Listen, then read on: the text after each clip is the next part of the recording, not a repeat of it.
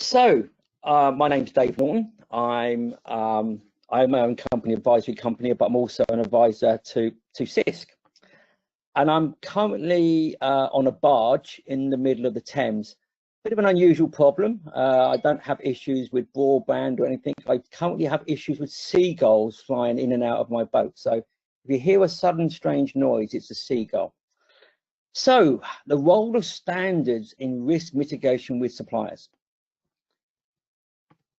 If you looked at software quality, if you talk to people in terms of, static analysis, dynamic analysis, never in a million years would somebody say that is going to get a CEO fired. Today, that's not true. These are 3 of 7 case studies that I have to hand, where poor software quality with its root in code and structural quality ultimately ended in either somebody resigning or almost resigning. So it is now on the radar of the board. People are starting to ask more questions about software quality, which is long overdue. So finally, we're getting the ear of the right people, not just IT, but the business people. And the other issue we have is complexity, that the systems are just becoming more and more complex. We have more moving parts. We know we're dealing with APIs, we've got microservices, we've got this stuff in the cloud, and we've got a lot on-prem. So many people believe that, the new technologies would simplify the situation. They haven't. The evidence is pretty clear. Those new technologies in most cases have made it more complex. They've actually given us more places for bad code to hang out. And there's always the push for more. We always want more features. So, I'm an agile guy, do a lot of agile coaching, and the #1 reason people will say they're adopting agile is because of delivering features faster. They might turn around and say, oh yeah, it's all about the customer. That's not true. In the most cases, it's about trying to get more features out and get a bigger bang for the buck. The team might think it's about the customer, but trust me, the CFO is thinking about the revenue. The other issue, and which has already been mentioned, our old favorite, technical debt. And we are getting better, but it's fair to say that most organizations have large amounts of technical debt. When I was at Gartner, we tried to estimate this, and it was difficult, but we estimated something like $2 trillion worth of technical debt globally. And it could be far higher than that. And that technical debt is in all sorts of forms: your code complexity, structural issues, library complexity, poor maintainability, all of those things are there. And do not believe the new approaches like Agile and DevOps will save you, because you can have DevOps and still generate technical debt. In fact, DevOps can be a technical debt generating machine if you're not careful. And actually, I've got a simulation later on where I actually prove that. So this is a simulation. This is free. You can go online and you can use this, and it's calibrated for about 120 days. And I know you probably won't have time to write down that URL, so I can always send it to people who are interested. But here's the results. Small team, 5 people. They're refactoring about 10%, which is actually about an average, but that's not bad.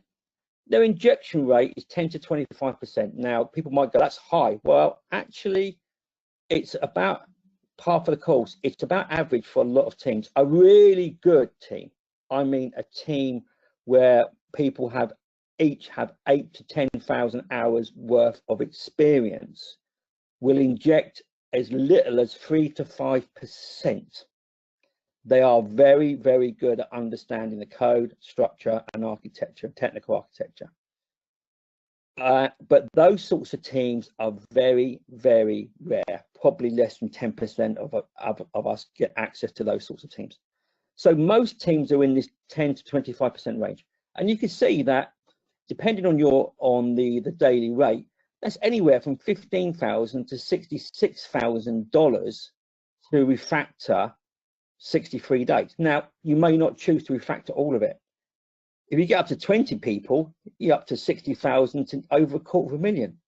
That is just the cost of refactoring. It is not the cost in terms of risk. You do not know in that 63 or 252 days worth of refactoring whether you've got minor issues or you've got a serious vulnerability that's going to cause you potentially millions in fines or lost business. So this is just the base level costs without the actual risk to the business itself.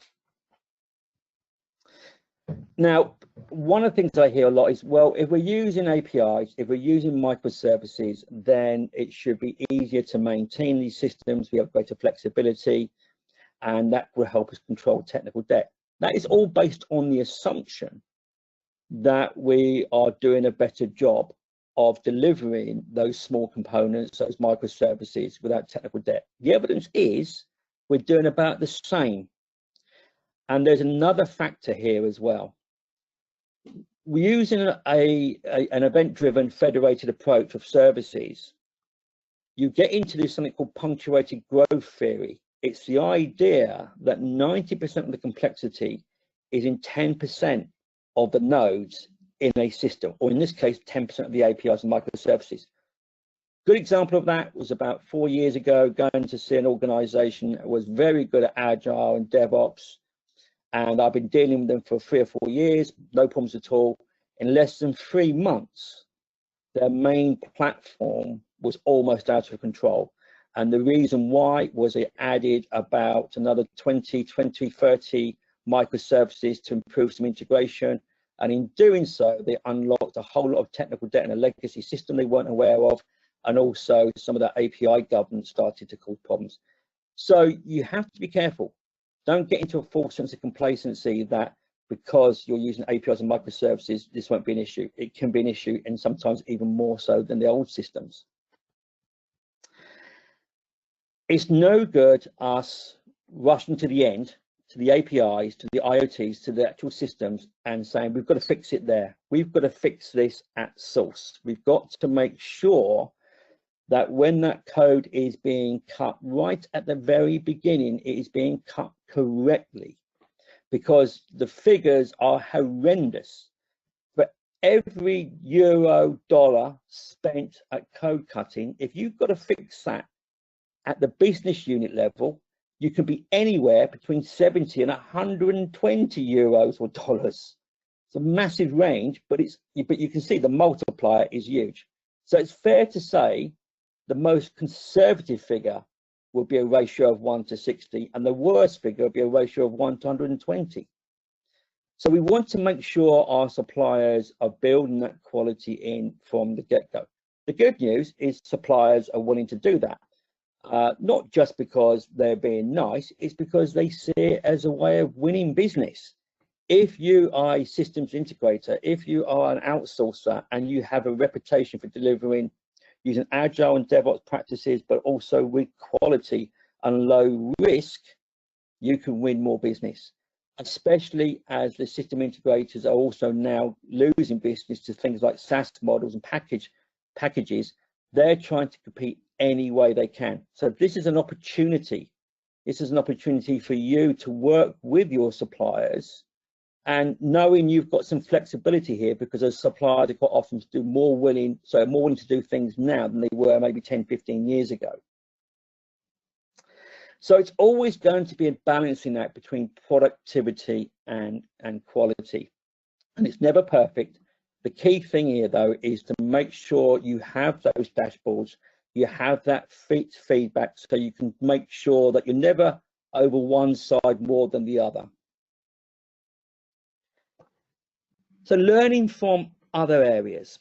If you look at the aerospace industry, if you look at the automotive industry, what do? They automate and they use standards. And I think that's one of the areas that we have in software for many, many years been behind. We're doing more on the automation, but in terms of the standards, we are still lagging there. Now, as an exercise many years ago. I looked at building bridges, going back to the early iron bridges. One of my brothers is an engineer, and he said to me once, "How comes you software guys can't get it right when we can, build iron bridges going back 150 years or longer?" Well, I did some research. Over half of the iron bridges built in the UK in the first 50 years of iron bridge building collapsed. The difference is they took the iron and used it somewhere else. So there wasn't large amounts of rotting iron everywhere to show that things were bad. It was cleared up.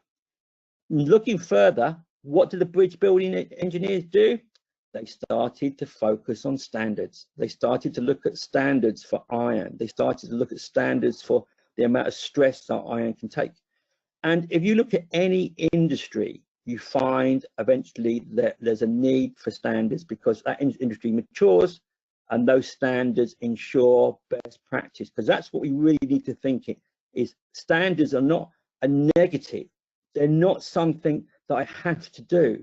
Standards are best practice. They are empirically and scientifically drawn up based on experience that allows us to say, if you follow that standard, good things happen and bad things do not. Importantly though, automation. We live in software industry where we know if it's not automated, quite often it's not done. So at CISQ, we have this set of standards. They are free. You can come along and you can download those standards and you can start to use them. You can use them with your suppliers right away. And there's actually other guidelines we will talk about at the end that can help you use these. So it's for free. Go to our site, have a look at them, and start to think about using them internally with your own IT guys, but certainly with your suppliers. The other thing is make your auditors aware. If you speak to your auditors about the use of these standards, you'll find in many instances, for example, today with PwC, that the auditors are aware or willing to learn about those standards, and that can then help lower the burden of your auditing, because you're auditing against a known standard through your enterprise and to your suppliers. So the first thing is make sure you're asking in your RFPs that when you're going out to tender, for people to be using these standards in the first place. So it's no surprise if people aren't using them if you're not asking them. So when you're putting a proposal out, say, are you compliant to the CISQ standards in terms of structural quality? Because that's what we want you to do. And here's one example from the GSA, a very large organization. And they, I'm pleased to say, have been using our standards for some time very successfully. And again, what we're finding is more suppliers are aware of them now, and more suppliers expect to be asked about the use of these standards. So you've got your supplier, they've agreed to be using those standards. What next? We want to make sure that we're looking at not just software quality, but I'm also going to put into the mix here productivity and size. Why? Why have I done this? Well, first of all, we have standards around the measurement of automatic function points and enhancement function points. It's also an ISO standard as well. So we've got an ISO standard 19515 for the measurement of automatic function points. But if you have an automatic way of measuring size, you have a datum. You have a consistent datum across the industry where you can start to ask questions like, what is the defect density per function point? What is the number of CWE vulnerabilities per function point? It gives you something to use to compare across your organization, across suppliers, and benchmark. So here's an example, and actually this is based on my real life experience where I was working with, when I was back at DHL and working with a number of organizations where we contracted for 18 function points per staff month. I also contracted, not shown in here, for 0.03 defects per function point. If any of those metrics are broke, there was a penalty clause. In fact, what I used to say to them is, if I got more than, say, 0.1 defects per function point for 3 months consistently, the penalty clause would be enacted. If they fixed the problem, we went back to square one. So I was not in the game of trying to get the penalty. I was in the game to get them to improve. Kind of mixing my metaphors there, because if it was football, I would try and get the penalty. But in this scenario, what I was trying to do was get them as a supplier to improve their processes.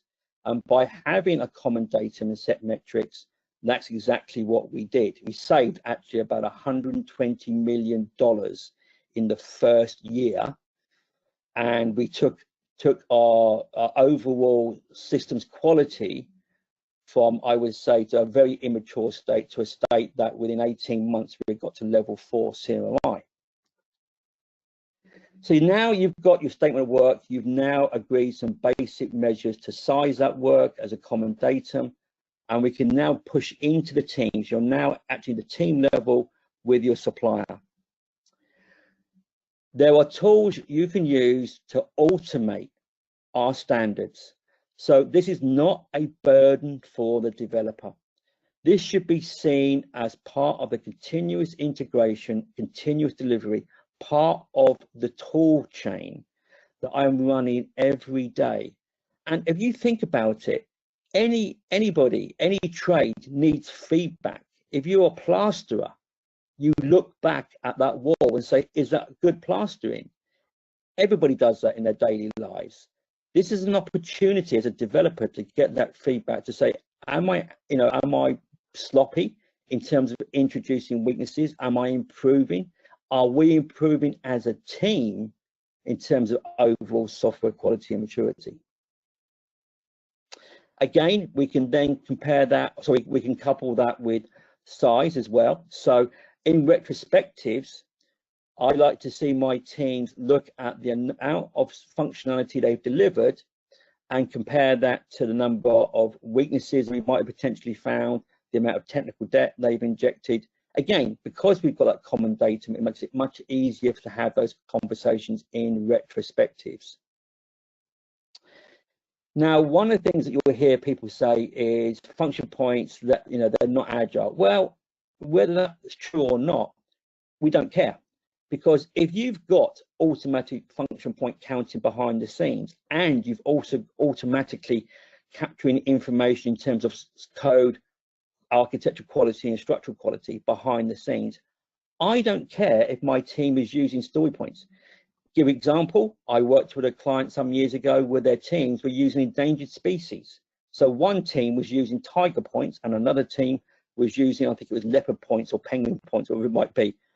Beneath the surface, though, automatically and consistently, the size of the software and the software quality was all being captured automatically and consistently.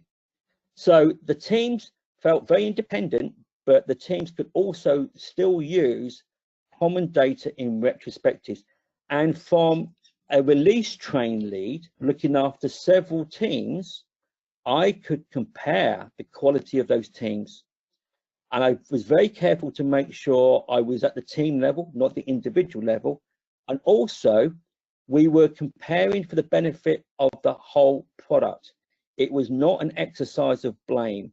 The information was used with communities of practice, so the communities in practice could focus on areas that we had to improve. For example, there were blind spots around certain architectural weaknesses in terms of performance.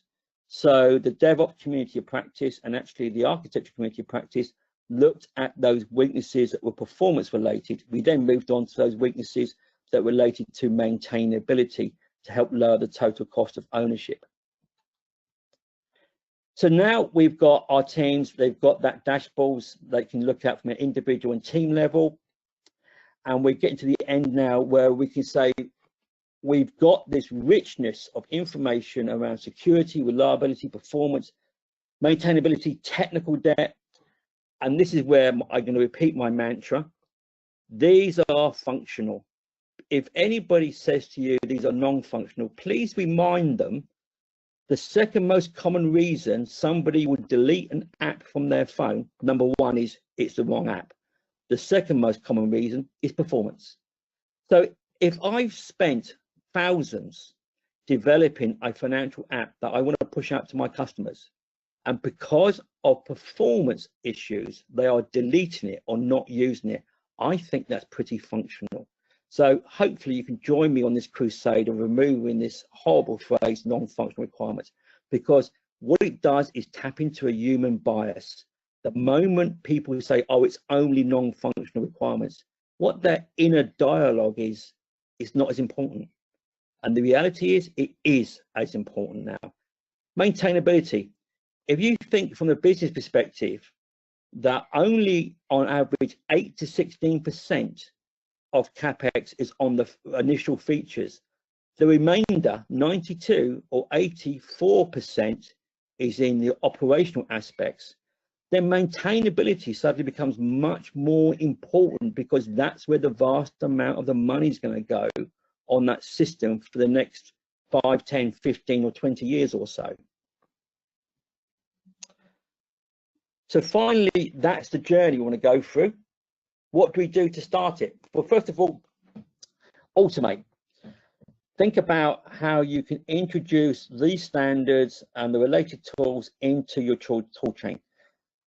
There's greater focus on products now, which is, I think personally is a good thing. So we want to have a product focus. Basically, it means we are factoring the total cost of ownership of that product, and we're showing the product owners and the business by using structural quality tools, code analysis, we are lowering the total cost of that product. I've mentioned before about the APIs and microservices, so be careful there that you don't fall into that trap of thinking they don't suffer from the same issues they do. And it has to be integrated into your DevOps or DevSecOps toolchain. Behavior. Now, there's a bit of an odd thing here. If you say to a team, especially in the Agile DevOps world, would you consider not doing test-driven development? They would go, no, it's one of the things we must do as an Agile team. If you said to them, would you consider not doing continuous integration? No, we must do CI. But if you said, would you consider not doing static or dynamic analysis? The answer might be yes. There is a blind spot when it comes to dynamic static analysis and analysis generally of code.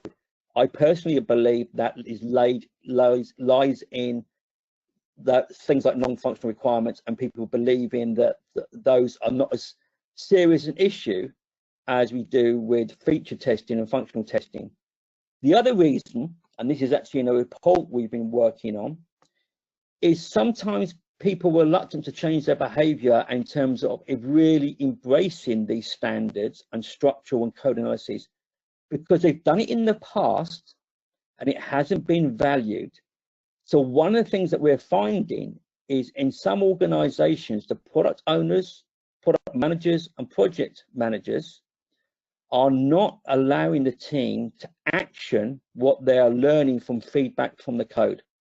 So in that situation, if you have gone to the effort to analyze that code and identify technical debt and potentially maintainability weaknesses, if the person you then go to prioritize a backlog turns around and says, that's great, but that's not my problem, I'm only here to knock this thing out and give it over to operations, then you become disillusioned. So quite often, the problem is not with the developers or your third-party teams, it's actually with the business owners and those people not valuing what that information really tells them and allowing the teams to action it. So have a standards champion. Have somebody, I mean, you don't have to be a standards geek. Let's face it, if you go to a party, if anybody turns around and says, I'm in a standards organization, you very quickly walk away. I know that because I've had that done to myself personally. So what you want to make sure is there is somebody who does understand the standards, but more importantly, they understand the value to the teams. Make sure it's in your engineering value streams, embedded. Have the dashboards, but the golden rule is every dashboard must tell a story I'm interested in. If you find yourself looking at a metrics and wondering, does anybody ever use that? Well, the answer might well be no. If it's not being used, get rid of it. And again, integrate into the tool chains. CICD, we should have CICD and code quality all in the same tool chain. You need governance, you need culture to be moved forward on this. Yes, you need people from the top to say this is what we're going to do. You need top-down commitment to do this, but you need bottom-up grassroots to really make it happen. So things like community of practice are a really good way to get people to think about the code quality issues. And again, with the tool chains, if you've got a tool chain team, they can be evangelizing the use of code quality within that tool chain. In fact, one of my clients in the government sector, one of their tool chains teams is actually very, very good at convincing reluctant teams, quite often reluctant individuals, the benefits of having these standards in the tool chain.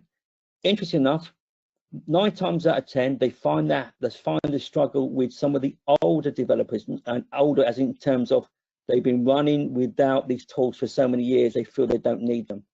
But when you explain and when they are honest about the complexities, they do admit there is value in those tools.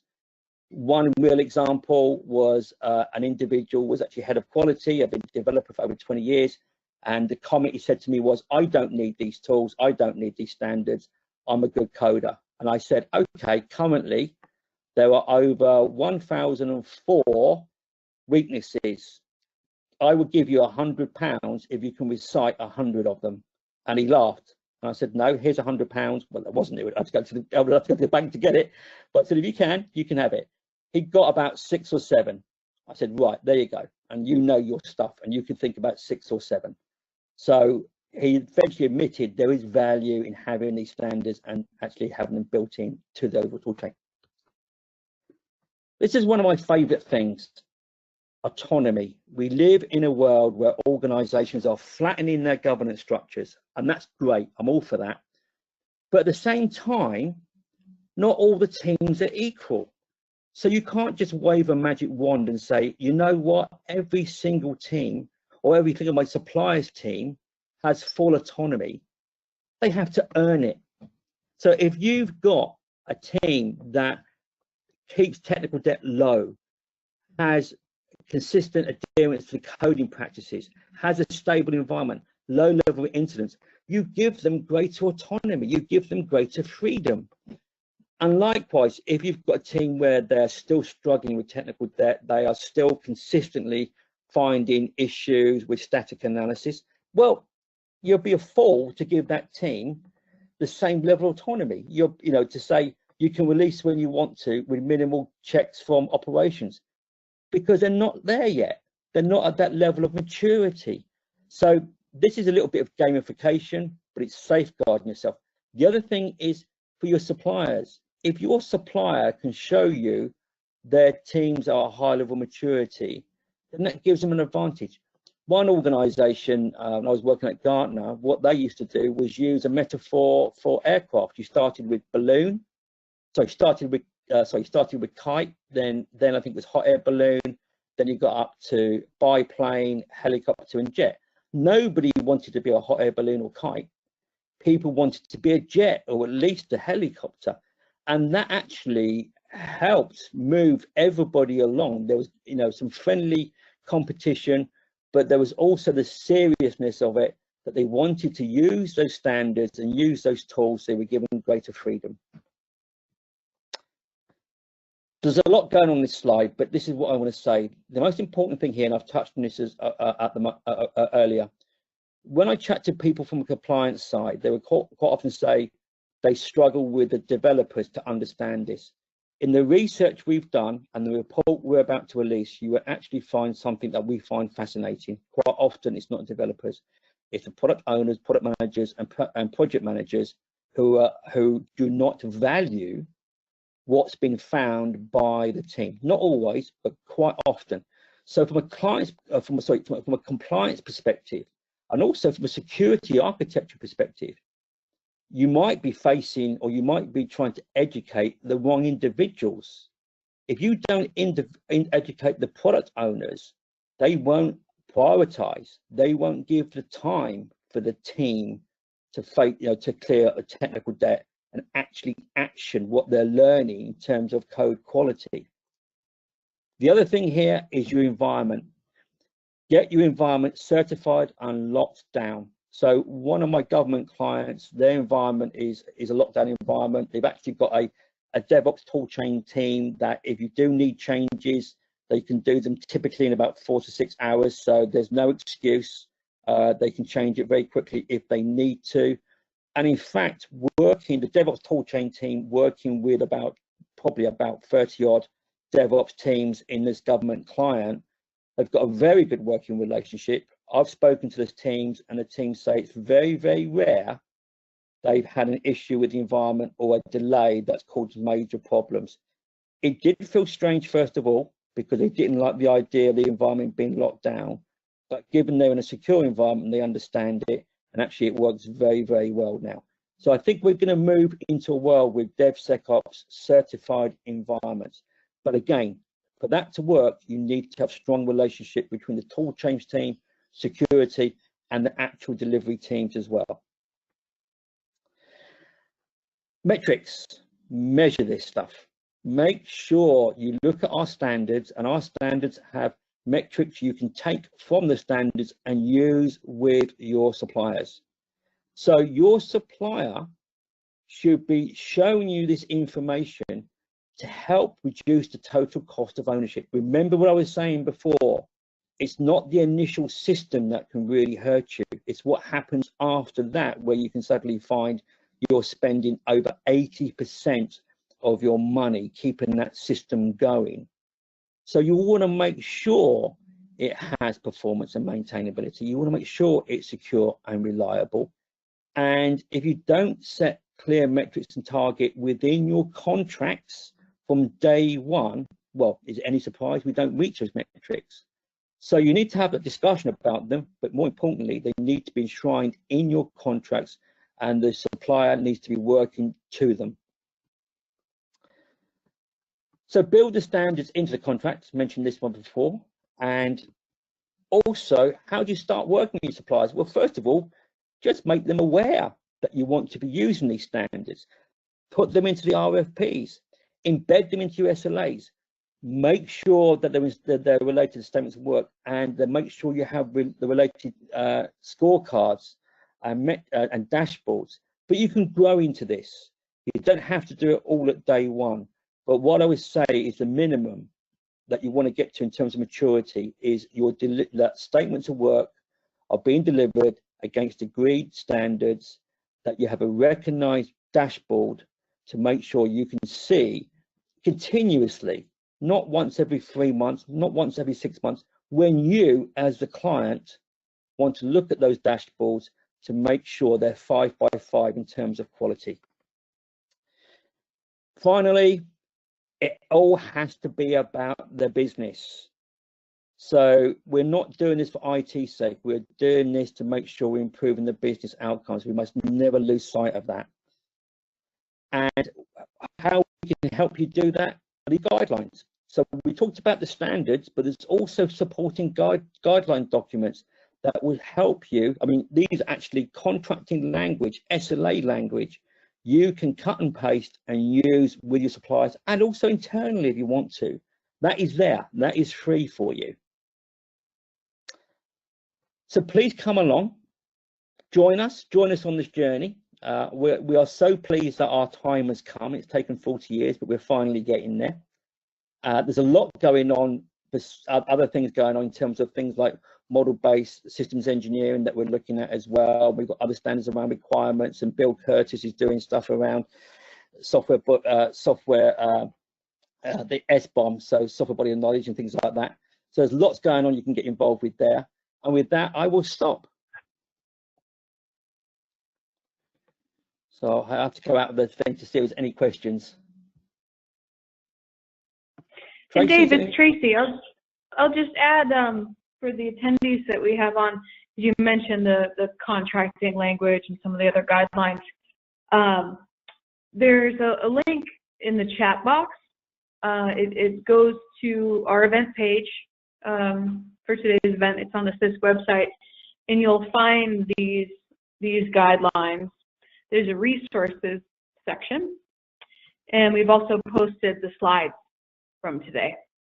So if you're looking for these, you can just pop right over. Okay.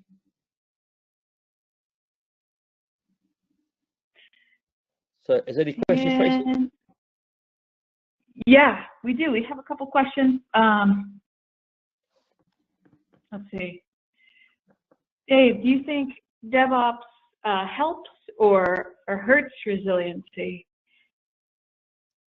So DevOps done correctly certainly helps. I mean, if you've got that DevOps mindset, so if you look at things like, versioning every artifact, making sure you're measuring things like mean time to recover, mean time to repair, which is a big different paradigm in itself between the old classic mean time between failures. So I think DevOps, absolutely helps. What concerns me is this blind spot we have in DevOps and coding generally around some of the structural measures. We've always had that blind spot, and it's still sadly in DevOps. And Dave, I'll mention Frederic had to drop off, but we have Kevin and Tice on, and I wonder if they'd like to weigh in on that question.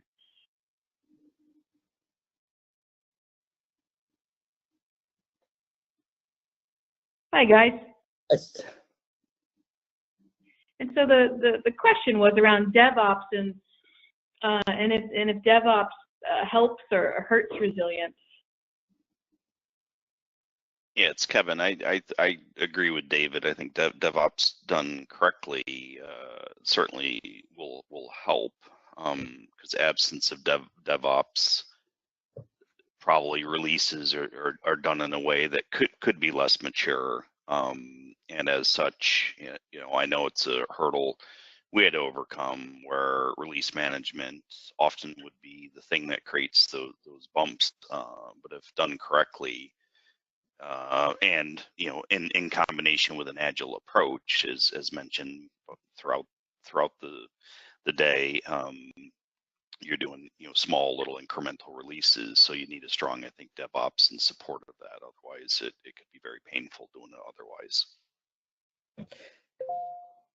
And I think it's worth being aware from a technical debt perspective that poor DevOps can inject 3 times, 4 times more technical debt than waterfall. That sounds a little bit odd, but the reason is because you're doing these very short iterations, then it's not comparing like for like. If you've got 4 or 5 months of coding and you inject 10-15%, well, people say, well, isn't it the same that if you were doing the same with DevOps? No, because you get this punctuated growth effect that you don't get with waterfall. So if this is one of the things I think where when it comes to maturity, a lot of organizations, their DevOps teams, to be honest, are very low levels of maturity. And what keeps me up at night is, are those organizations generating more technical debt over the next 5 years than they did in the last 20 years?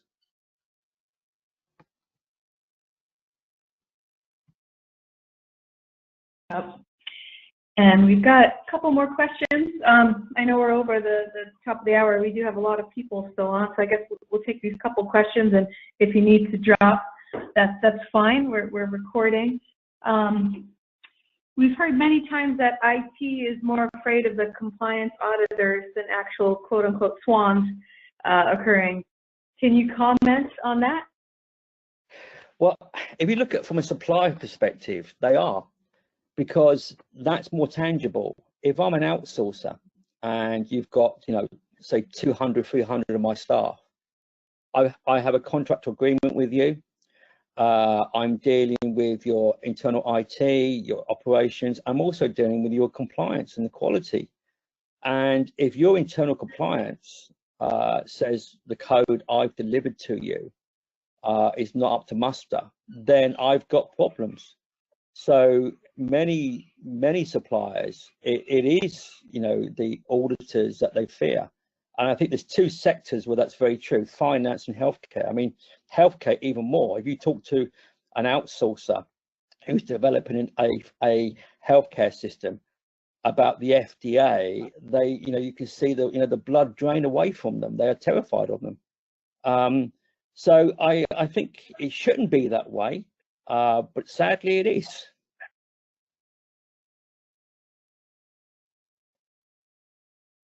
Yeah, and a question from Bill Curtis. Is there a role for industry benchmarks when Agile teams are focused on measures calibrated to their own performance? So I think the benchmarking question is a really interesting one, because I think benchmarking is changing. And I've worked with organizations now where they are, I think a large telco, where they have, based in Northern Ireland, they use benchmarking, but they use it in a very interesting way. The teams own their own metrics. So team productivity, the quality metrics, the whole lot is owned by the teams. And it's not used for finger pointing. It's used at retrospectives, and it's used by the relevant communities of practice to improve the situation. If there is an issue that has been ongoing, so for example, it's an issue that might have appeared at 3 or 4 of the retrospectives, and they haven't been able to solve it, or it's been serious enough they think they need to escalate it, they elect to pass those metrics on to senior management. So that's quite an interesting situation, because they're using the benchmarks internally to improve the overall release trains and across the different teams, but they feel they have very strong ownership of those metrics. When benchmarks are used across suppliers, I think that is different. I think that's a different situation where that's more traditional, where a client will go out and benchmark. Myself, for example, I remember going probably about 15 years ago, going to India and benchmarking 15 different companies. And I was benchmarking very early, actually one company that was doing Scrum, and there was only about 50 people in the entire company, model-based companies and traditional companies. And the exercise was to benchmark them to find out which methods to back, and we actually backed model-based and Scrum in the end. So I think in where you're dealing with suppliers, it is still more traditional use of the benchmarking. But what I think is important though is as more and more people are using CISQ standards in terms of quality, it gives us a new vector. It gives us a new view to benchmark on, because previously it was very hard to benchmark around security, benchmark around system quality generally. But hopefully, as more data is being gathered, and that's happening now, you will be able to look at your teams, or you look at your supplier and say not only how much productivity, but also from a consistent perspective, independently ask, how good are they really from a security perspective? How good are they really from an overall performance and total cost of ownership perspective? Yep. And there's another question here for you, Dave, asking if you have any case study material on engaging product owners. I'm working on a model where higher quality lends itself to compliance, because compliance is a requirement, just like business requirements. And we often run into development and product owners undermining this, and then the quality organization out of sync as well. A case study would be great to share with these disparate groups. There's one, if you can contact us, there's one I can write up. This is true, I can't give the name, but you might guess who it might be. This bank, UK, quite large, was paying on average £800,000 per incident to report to the FCA. And they were developing a new share trading system. They had multiple product owners and a product manager. There was reluctance to spend the time on performance issues. There was certainly reluctance to spend the time on some of the issues in terms of technical debt reduction. And there have been issues with the first, actually there have been issues from day one with the first MVP.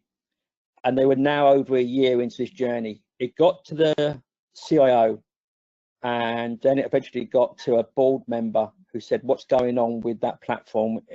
It's appearing too often on the GRC dashboard. So what he did was he went down to see the product team, and he then said, could one of you put your hand up who wants to come to a meeting next week in the city? They're actually in the city already.